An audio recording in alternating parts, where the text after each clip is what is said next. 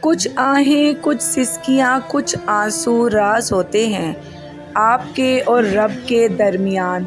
انہیں لوگوں کے کندھوں پر بہا کر ضائع نہ کر دینا، ان کا مقام بہت اونچا ہوتا ہے۔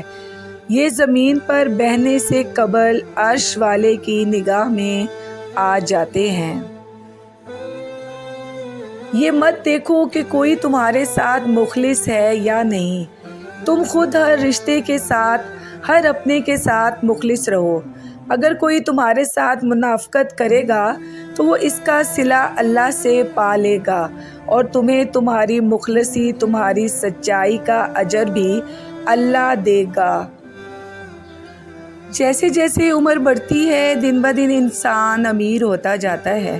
چاندی بالوں میں، سونا دانتوں میں، موتی آنکھوں میں، شکر خون میں، مہنگے پتھر کڈنی میں پائے جاتے ہیں۔